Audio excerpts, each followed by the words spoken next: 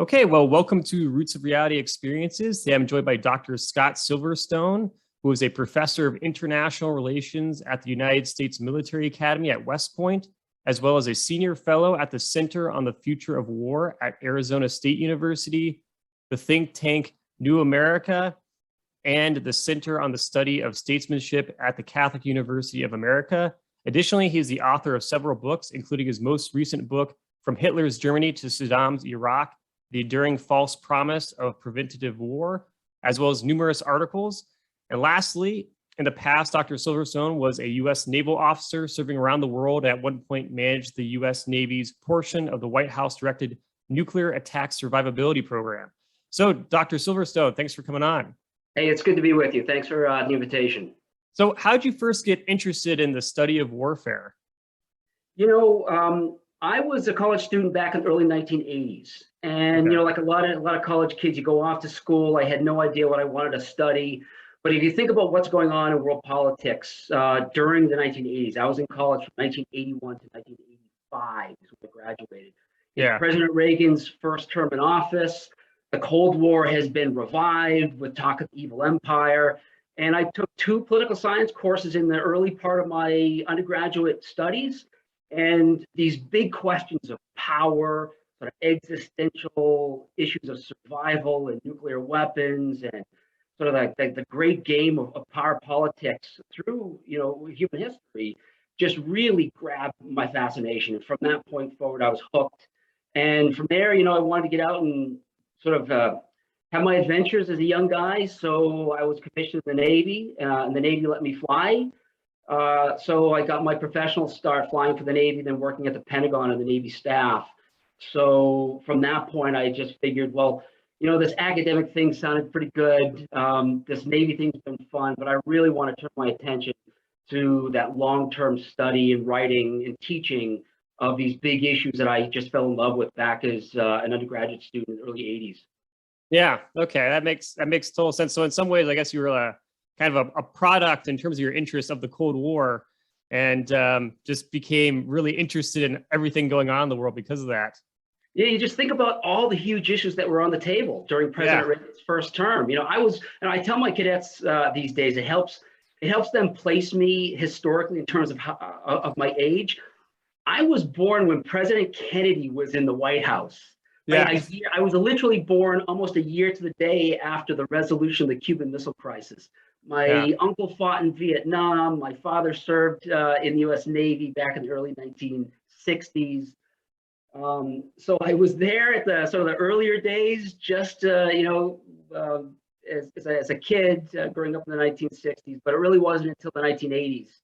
And sort of these world-shaking big questions were back on the table, and it looked like the Soviets were on the march again. I've never looked back. Yeah, no, it makes total sense. So it seems like a lot of your research has been about preventative war. Can you describe exactly what that is? So my research agenda really since 2002, which was inspired by the debate that began in the summer of 2002 over the war against Iraq. And how the Bush administration was starting to build that argument about 9 months before we actually went in. That was a new topic for me, frankly. I had come out of graduate school and I had done a lot of work on early American foreign policy, looking at the character of American democracy from the founding period up to the Civil War, and taking a look at how American democracy affected the choices that the United States was making in a whole string of military crises we were involved in.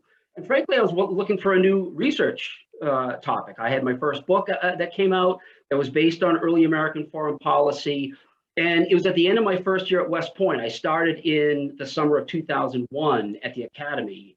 And President George W. Bush came and delivered the commencement address at the end of my first year. So this was in June of 2002.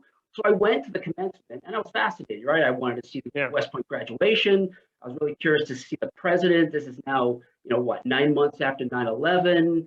And he had delivered his State of the Union address in January of 2002. And that's when he unveiled the so-called axis of evil in North Korea, Iran, the Iraq problem that, of course, the administration is starting to talk more about. And in his commencement address in June at West Point, that's when he articulated the so-called preemption doctrine. And preemption was the language that was being used and is still being used today. But what I realized as I sat there in the audience is, what President Bush is talking about is not preemption. There's preemption and then there's preventive war. And there's a strong connection between the two concepts, but they occur under very different conditions. Preemption is when you have signs that an adversary is preparing to attack you. And under international law, under just war theory, smart strategy, you don't have the obligation to absorb the first hit. If you do, in fact, have the kind of indicators that somebody's going to throw a punch at you, you can take the first shot. That's preemption. What President Bush was talking about was this more long-term fear of what might happen in the future if, in fact, Saddam Hussein was working towards some kind of a weapons of mass destruction program, particularly if this included nuclear weapons. So the argument that was being built in the summer of 2002 and in the fall of 2002 was about preventive war. And that's simply when you decide to pull the trigger against a potential adversary that you're watching just getting stronger and stronger over time.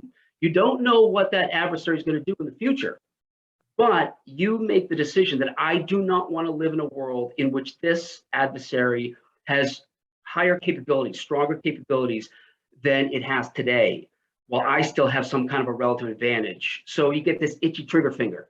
Maybe I should pull the trigger now while I still have a significant advantage before that target gets these capabilities that are haunting my nightmares. And that's essentially what the situation was going into Iraq. So, I just became fascinated through 2002 and the invasion of Iraq in 2003 about the ethical implications and really the big strategic implications of whether or not it's a really smart basis for American foreign policy. Yeah.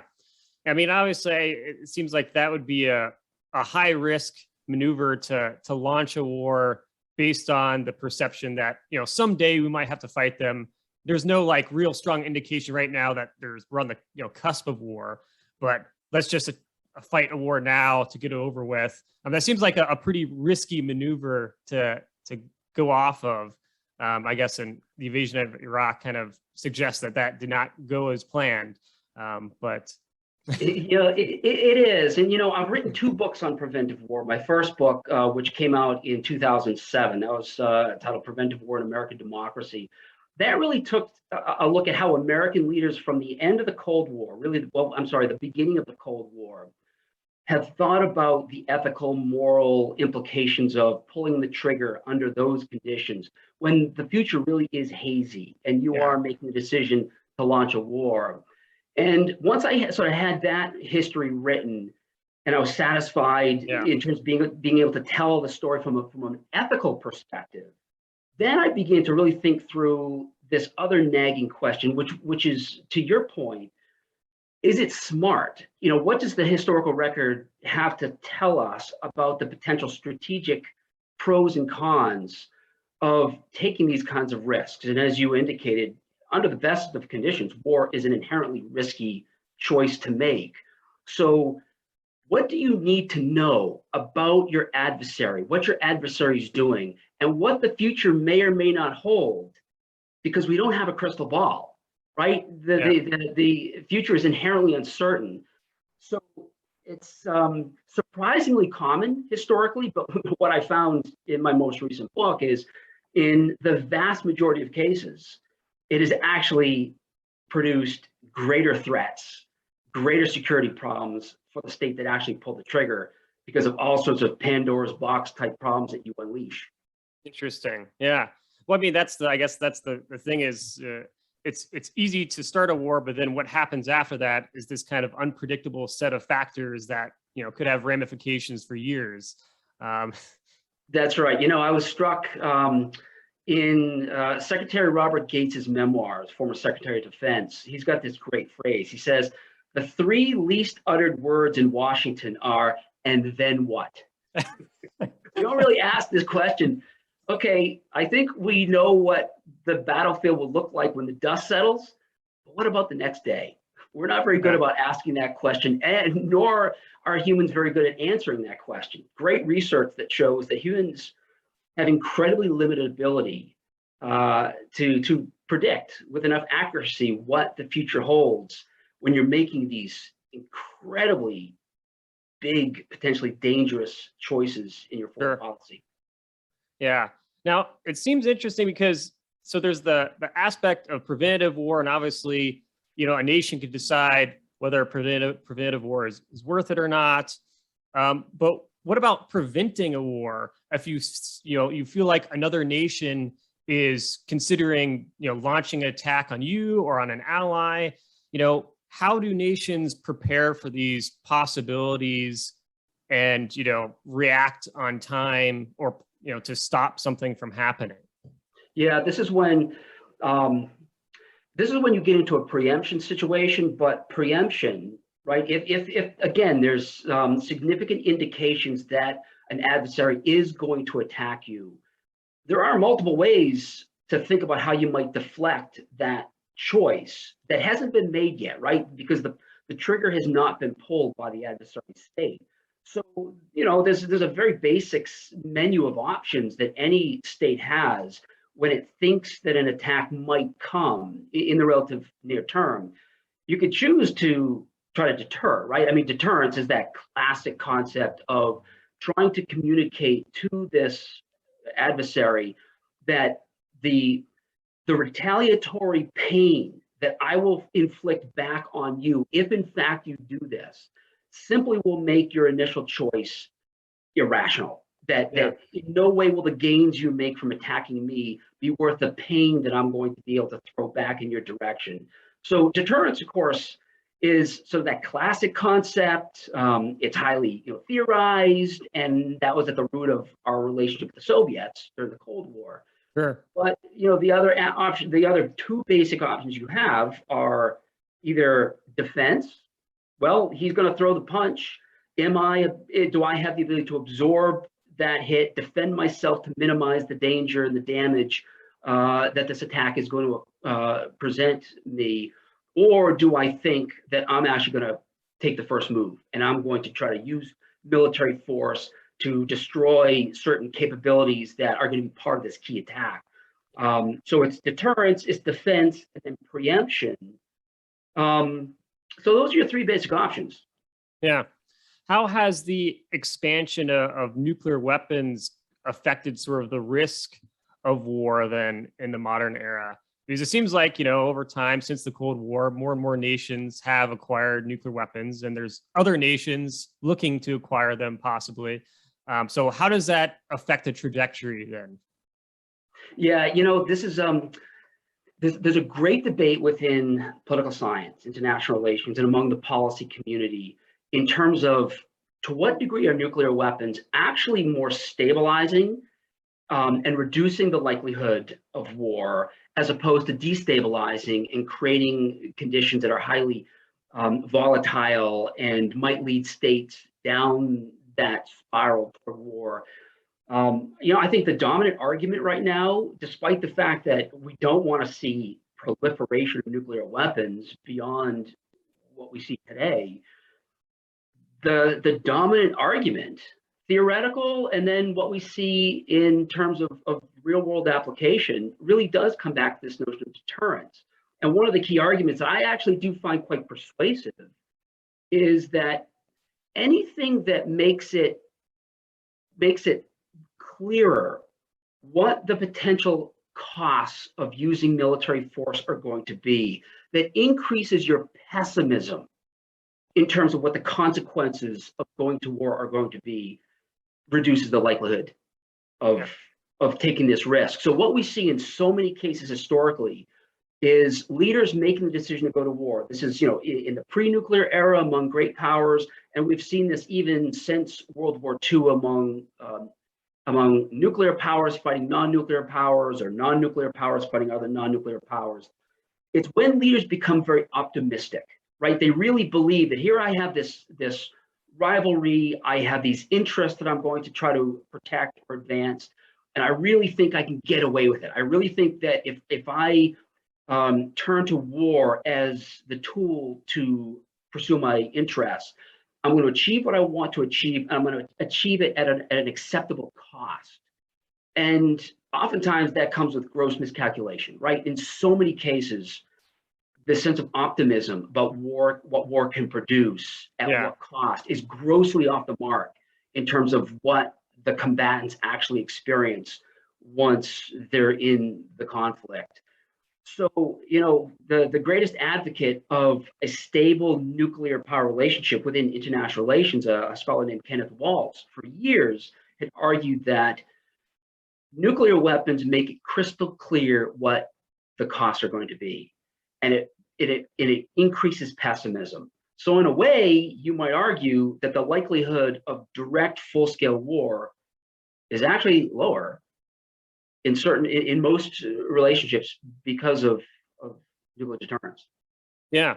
Well, I mean, that's an interesting aspect of the sort of the nuclear weapons question.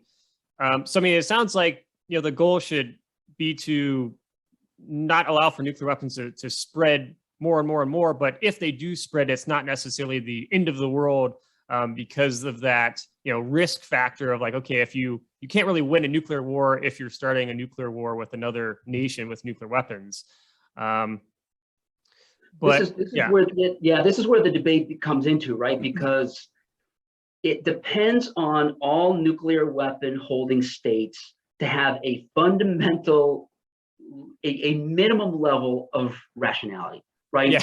The whole notion of nuclear deterrence does depend on rational decision making, rational calculation of costs and benefits, and consensus around the fact that an exchange of nuclear weapons is really not worth it in any case. So you go back over the last 15 plus years, as we've worried about, say, the North Korean case, obviously, North Koreans as a nuclear weapon state, and then fears about Iran perhaps going down this path, which was really hot back in the mid-2000s. The Iran scenario was something that generated a tremendous amount of debate.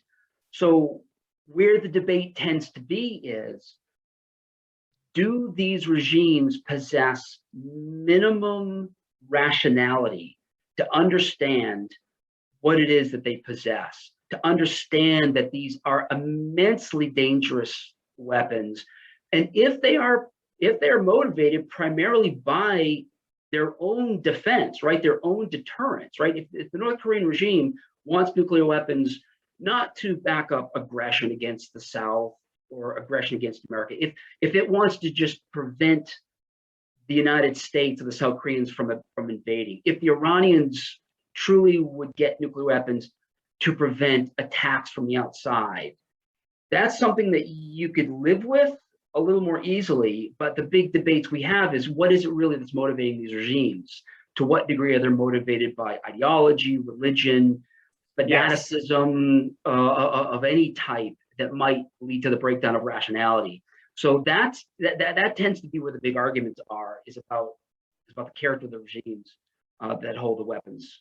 Yeah, I suppose that's always kind of a bit of a guessing game to a certain extent with like extremely authoritarian nations, because you don't know to what extent those, you know, sort of dictators or in power are really thinking about, you know, the world in the big picture and understand the consequences of nuclear war, or if they're so, you know, delusional that they're just willing to risk it all for whatever, you know, personal sort of game they're playing. But yeah, it's true. You know, when you use this notion of delusional, certainly there's been plenty of Democratic leaders that have not been immune from delusional thinking either. Yes, so I think that's important to at least put on the table. People highly susceptible to it. Yeah, exactly. And you know, to me, some of the most interesting work that's been done, and the debate and the research trying to figure out the character of these regimes. There's something about the ability to survive as the leader of an incredibly authoritarian state, say Saddam Hussein. Saddam Hussein could not have stayed in power with the kind of oppressive regime that he had for decades unless he understood how to survive, right? I mean, if he was completely delusional, whether you're talking about a Muammar Gaddafi in Libya, the Kim dynasty in North Korea, the clerics in Iran, it's hard to imagine that if they didn't have a basic grasp on reality and what's necessary to survive, they would not have remained in power in of the kinds of regimes that they are in power of. So there's clearly a degree of rationality, Yeah. and a sense of survival that has led to their relative success in power for so long. But at the same time, you're right, you never know what kind of scenarios might spin out in those kinds of regimes, who might be whispering in their ears, what kind of pressures they might feel that would lead to the breakdown of rationality, that might lead to rash decisions, lashing out in a way that they might regret at the end of the day. So it's one of those, we'll never have a final answer on, how can you feel comfortable living in a world with Iran or North Korea as nuclear weapon states? Yeah. Yeah. Yeah. I mean, that's kind of I guess the $1 million question then is, how does that go, and how does it continue to go for the next leader in power? But I mean, I think you made a really interesting point though about, just the fact that the regime still exists, shows that there must be something functioning there to prevent them from being overthrown, because their whole goal at the end of the day is to preserve their regime. So you would hope that would mean they're not going to take crazy risks just for fun. I guess the other factor then is, and I guess as we're kind of seeing this today with, Russia's invasion of Ukraine, is like, what do non-nuclear states, how do they react to this, to, nations who are aggressive towards them, that have nuclear weapons and can kind of use that threat of a nuclear weapon to sort of scare away allies, or, or threaten them, for example? Does that just make every single nation on the planet that has an adversary with nuclear weapons think, if we don't get nuclear weapons, that we're not going to survive? Or, how does it go from there? Yeah, that is a phenomenal question. And, obviously the Ukrainians have been worried about that question ever since independence. The Finns and the Swedes right now are desperately concerned about that question right now. And, historically, when you look across the different strategic options that weaker states, nuclear or non-nuclear, right, before 1945, after 1945, there's a pretty limited range of options that you have. And the most common option is classic balance of power politics, right? If you face some colossal neighbor and you don't have the ability to defend yourself against that neighbor with your own capabilities, the classic historic route to security is through alliance building, right? Yeah. It's the formation of alliances. You join a NATO, you join with other like-minded states who see that potential threat in the same terms. But there are a number of states historically that, because of geography, because of the asymmetry of power, they really just don't trust the alliance commitment that some other great power might give you. And Finland is this great example. So, some of the other strategic options that you have, if it's not balancing, it's not alliance formation with another great state, it's either one, what's called bandwagoning. And we've seen this in a number of historical cases. And it's usually a smaller neighbor. There's no way they can depend on some faraway great power to protect it. So essentially, they say to the big threatening state, don't hurt me, I'm on your side. Right? You think Belarus, right? Belarus is probably a really good example with the Russians right now, of a country that basically says, don't hurt me, Russia, I'm on your team. And you try to sweet talk them and do what they ask you to do. But of course, now you're just subject to their whim.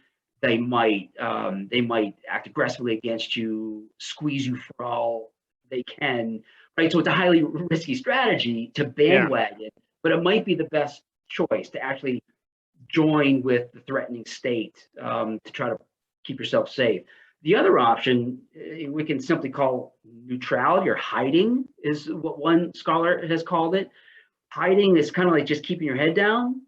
The hope, the big powers sort of do their thing around you. And Finland, with its strict, Finland and Sweden, actually, for obvious geographic regions in the Finnish case, they had chosen throughout the Cold War to maintain that strict neutrality policy, not to bandwagon. They never bandwagoned with the Soviet Union, but they told the Soviets, and they've told the Russians up until this past month, we are not going to join NATO. We're not going to engage in a relationship of a rivalry, West versus East. Please just let us alone in the meantime. Let us have an independent policy in the way we relate to the rest of the world. And hopefully that great power neighbor will respect it. And the Soviets did through the Cold War in the Finnish case. Obviously, as you indicated with the invasion of Ukraine, it's changed their calculus in terms of is neutrality, is hiding a viable option. They don't see that Putin will continue to sustain the tradition of the Soviets and the Russians respecting Finland's basic security interests. So how do you prevent then, like a nation from carrying out a nuclear strike on some other nation that does not have nuclear weapons? If a nation feels like, okay, like in the situation of Ukraine, the only way to really take Ukraine is putting a nuclear weapon down, or any other nation with a nuclear weapon that has an adversary that is a weaker nation with no nuclear weapons, and for whatever reason you want that territory or whatever. How do countries around the world that are trying to maintain some sort of global peace prevent that from happening, or can you prevent it? Yeah. That is a great question. I mean, clearly this is something that entire teams working in Washington and across all NATO capital cities are working through right now, because we don't have any precedent. This is since 1945, the United States is the only country in the world that's ever used nuclear weapons in combat against Japan, and of course it helped bring that conflict to an end much quicker. So we don't have any track record. We don't have any other case to say, well, it worked out in this case, it didn't work out in that case. This is purely theoretical. So it's purely theoretical in terms of do we, one option would be to take the basic what's called extended deterrence promise that we've given our NATO allies, that we've given the South Koreans, we've given the Japanese. And they are non-nuclear states, but we have promised, and we've made this a public declaration for decades, that if any nuclear power uses nuclear weapons against your state, we are willing to go to full-scale war. So and so the options, the idea isn't to sort of bring it on. I mean, we certainly don't want to bring it on, but it's to deter the attack in the first place. So there's our Cold War deterrence policy, extended across Western Europe, West European countries that didn't have nuclear weapons. So, one option would be to make that promise to the Ukrainians. But as we've been, debating over the last several months, and I don't think there's much debate. I think that is such a dangerous option, right? The likelihood that the Russians would call our bluff, because the Russians, I think, have much more intense interests at stake that might make them say the Americans are bluffing. The Americans are not going to follow through in this. And then you're in this double dilemma in which they've used nuclear weapons against Ukraine, and now all of a sudden America's nuclear promise to all of its other allies are called into question, right? Well, you promised the Ukrainians, but are you going to be there for Poland? Are you going to be there for Germany? Are you going to be there for South Korea? If they are the victims of a nuclear attack, and now all of a sudden all of our allies are asking this question. Oh, and by the way, we might actually get into a nuclear exchange with the Russians. Is it worth it? Yeah, I mean, it definitely has like a domino effect, and it's hard to make that type of commitment after the fact, after there's already been an invasion and things are going on. Now, I know there's been like a question raised, like what would happen if there was a nuclear strike, how does that affect NATO nations with, or, the after effect of a nuclear strike, with radiation moving around, how that would affect the trajectory of what nations thinking. I imagine there would be some sort of response and an increase in tension. I don't know what that would be. But well, it would be one of the ugliest things that have ever occurred in modern warfare and modern international politics. 1,000 scenarios we could spin out in terms of everything from the social, political, economic, ecological impacts of this. I think, even if the Russians were to use a relatively limited tactical strike with nuclear weapons to try to bring this to a quick end that the Russians would be happy with, it would put tremendous pressure around the world for many other states that aren't nuclear weapon states to become nuclear weapon states. I think it would, it would, on one level, it would be an incredibly provocative move in favor of greater proliferation. So I think we would see that. And what the relationship between the Russians, just the moral stigma that Russia would carry for the foreseeable future would radically change the basic flow of world politics. It's bad enough that they've invaded Ukraine, and we've seen the global reaction against this conventional conflict. I can't imagine what the political fallout would be just in terms of the basic flow of day-to-day politics around the world if now all of a sudden you have one of the major states guilty, if you will, of using nuclear weapons. Again, unprecedented. We don't know, but it would put the world on a radically different trajectory. Yeah. Well, I mean, hopefully the idea that that would, if you're trying to take territory, nuking territory doesn't seem like a great way of sort of acquiring territory, because how are you going to use it after that happens? So hopefully that is somewhat of a deterrent, and the international ramifications for that as well.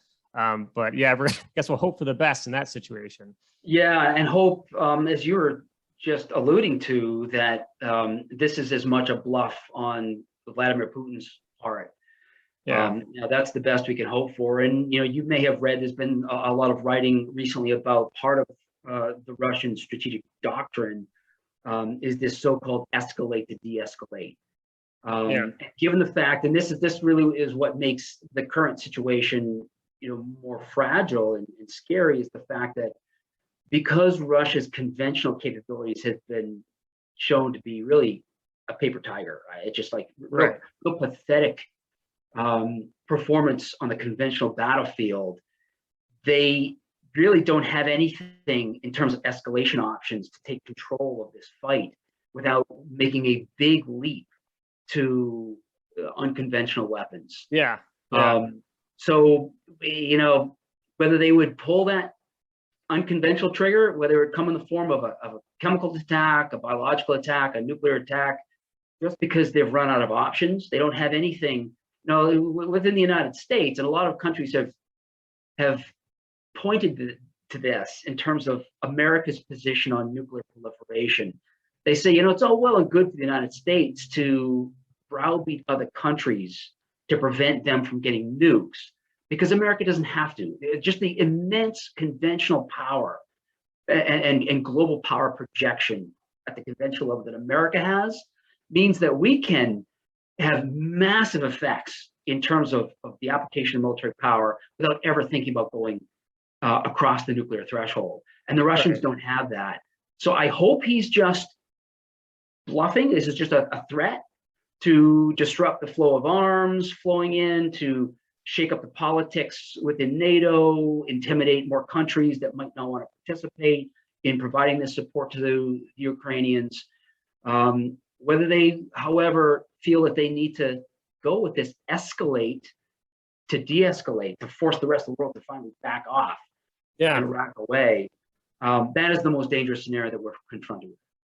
Right. And I guess just all the nations, watching this play out, nations that may have interests in acquiring territory from other countries they've had issues with. Yeah, I guess it's something that will have ramifications for the foreseeable future in terms of how this all plays out. It is, and it's hard to look for silver linings when we see what's happening day to day.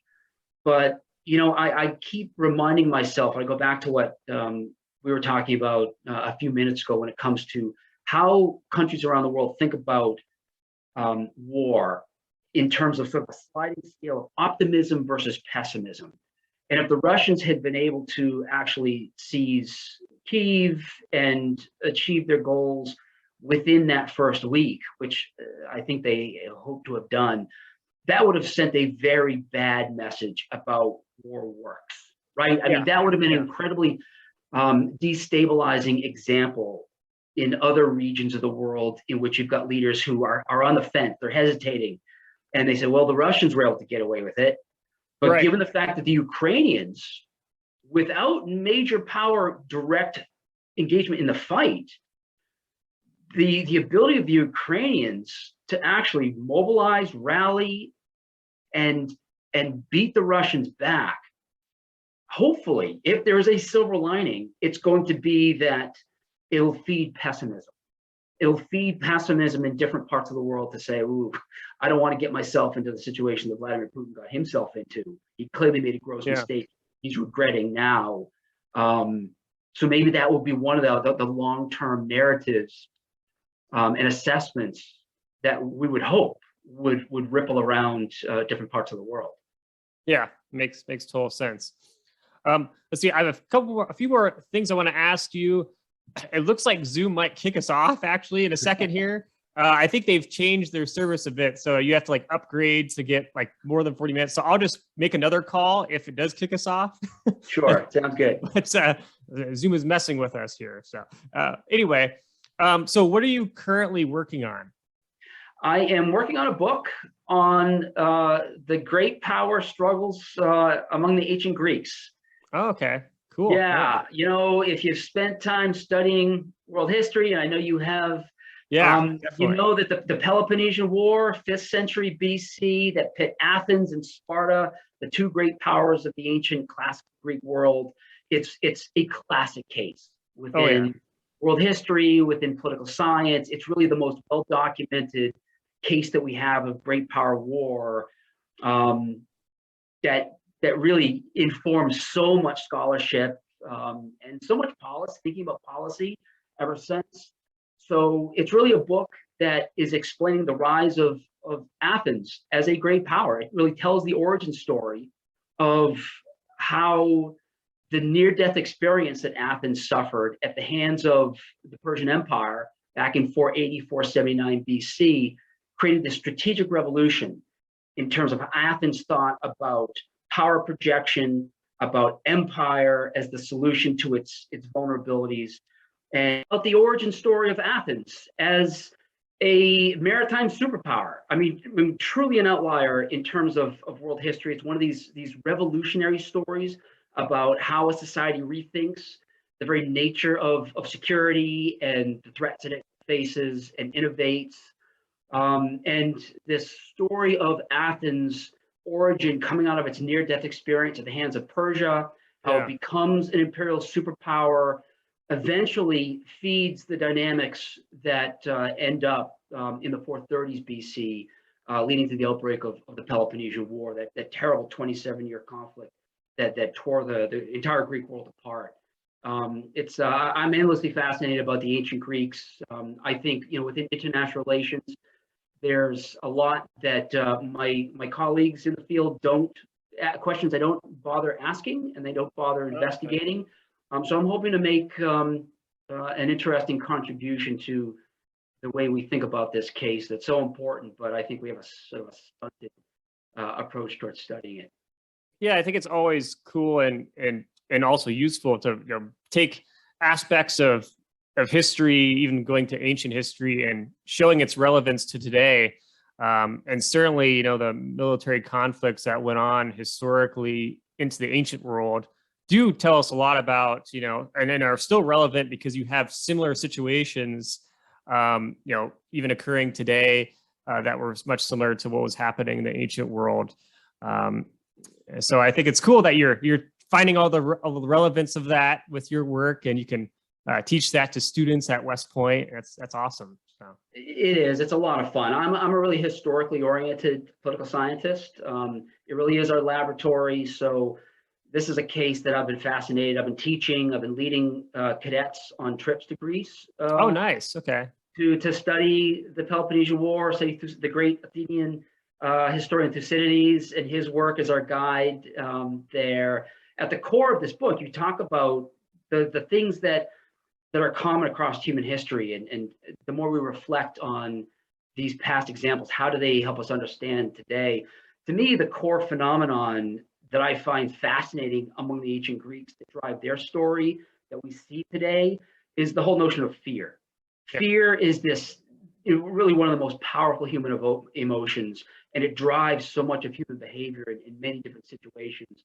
So the story really is about the role of fear as it plays out in great power politics among the ancient Greeks. And obviously, fear is a core element that we struggle with every day, and our leaders struggle with. We struggle with the societies trying to figure out the world around us, and how fear drives us to make the choices that we do. Absolutely. Yeah, that makes total sense. So what would you say is the best way for people then to keep up to date on your work and sort of keep track of, whenever your new book comes out?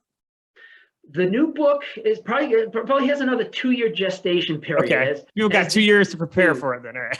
I have 2 years to prepare for it. I think the West Point Research Center, or the research center within my department, does a tremendous amount to publicize what we're doing. And my link within the website always has the links, the West Point website, to my current work. So Google me, and I'd be happy to engage with any of your listeners. Actually, I really enjoy these conversations with a wide audience. Perfect. Awesome. Well, thank you so much for coming on and sharing all your experience and expertise. Is really cool. So I really enjoyed the conversation, Ben. Thanks for the invitation.